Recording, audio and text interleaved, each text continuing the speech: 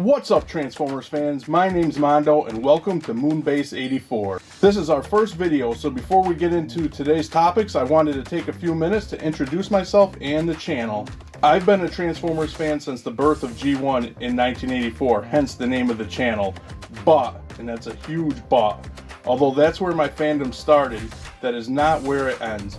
Admittedly, I do tend to prefer TF designs that lean towards the G1 aesthetic, but I do appreciate the Transformers brand as a whole, so I do not necessarily consider myself as a G1er. With that being said, I envision this channel to become a hub to where all Transformers fans can come together and celebrate our favorite robots in disguise. This channel is going to cover all aspects of Transformers fandom, be it the toys, the video games, the comics, and not picture the movies. I want to cover it all so we can all come together and make a community of the thing we love. And most importantly, as the channel grows, I hope to keep you all along for the ride. With that being said, let's get into the news that's been floating around for the past week or so. First off, we have images of the Transformers Rise 2-pack of toys, which includes Bumblebee and Starscream. Rise was the name of the video game that's been in development, and it's now named Reactivate by its newest developer, Splash Damage. So I'm guessing Hasbro has been waiting for the game, like all of us, to come out so they can release these figures. My guess is they will change the packaging to Reactivate, but who knows. Speaking of Reactivate, it's coming upon a year since the teaser trailer for that game, and we've got nothing but crickets from Splash Damage. Give us something. But as far as the figures are concerned, I do really like them. I especially like Bumblebee's alt mode, that dune buggy apocalyptic vehicle mode. I think that's really cool.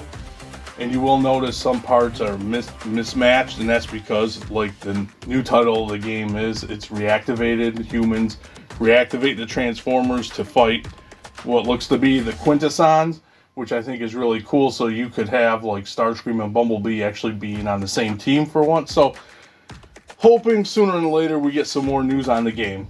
Moving on, we have images of 2 deluxe class figures from the Earthspark animated show. The first one is Prowl, which doesn't look very much like the model of his Earthspark look on the box, because the figure is a repaint of the Cyberverse Prowl, I believe. This makes me think Prowl will definitely be in Season 2, however. Then we have a deluxe class Thrash, who looks like to be an actual step down from his Warrior class version that we already got. And as I said, that is odd because usually there's more budget to a deluxe class as opposed to a Warrior class.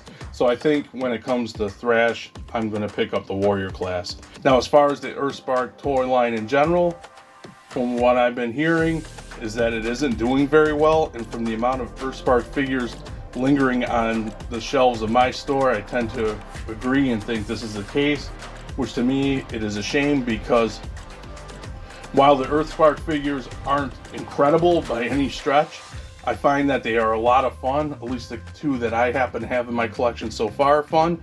I have the Warrior class Jawbreaker and the Deluxe Prime, and that Deluxe Prime is usually somewhere near me while I'm working or whatever, because I just love messing around and posing around, and he is a lot of fun. And I think when it comes to the Deluxe class in the Earthspark line, we should get some bad guys. We have 0 bad guys for Deluxe, except for Shockwave, which was another repaint. And we definitely need a hashtag. One last thing I want to mention about Earthspark is that I recently picked up the Earthspark Expedition game and completed it.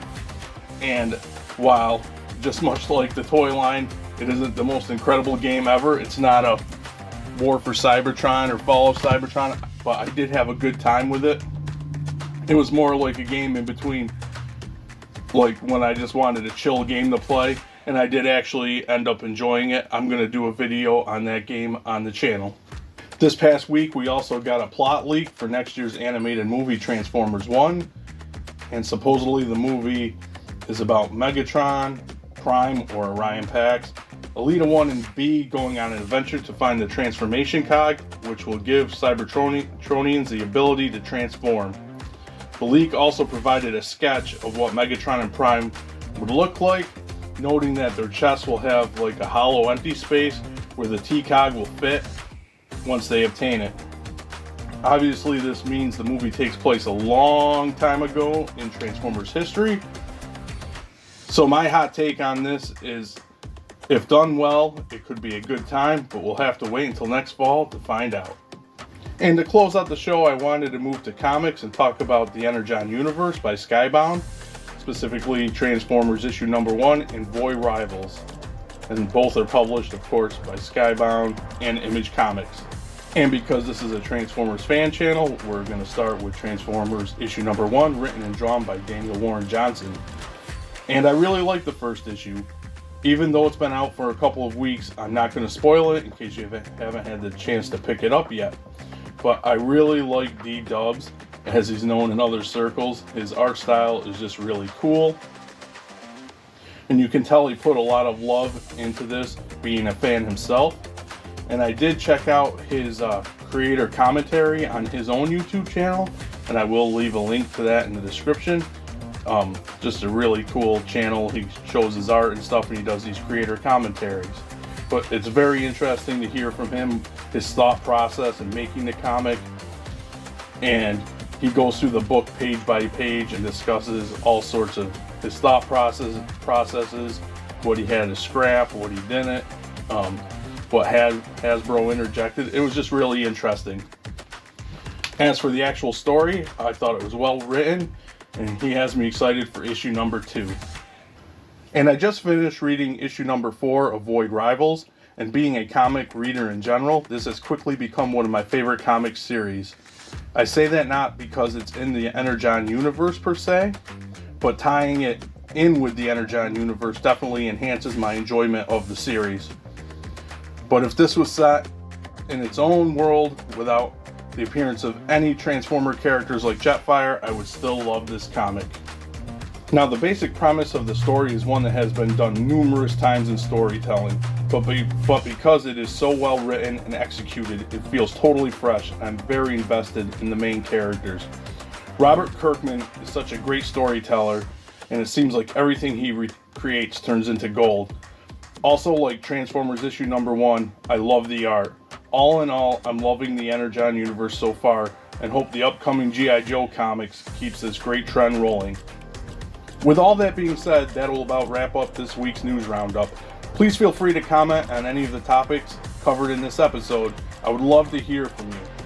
If you enjoyed the video, click thumbs up. If you didn't, click thumbs down. To become a part of Moonbase 84's community, please consider subscribing, and I'd really appreciate it. Until next time, thanks for docking.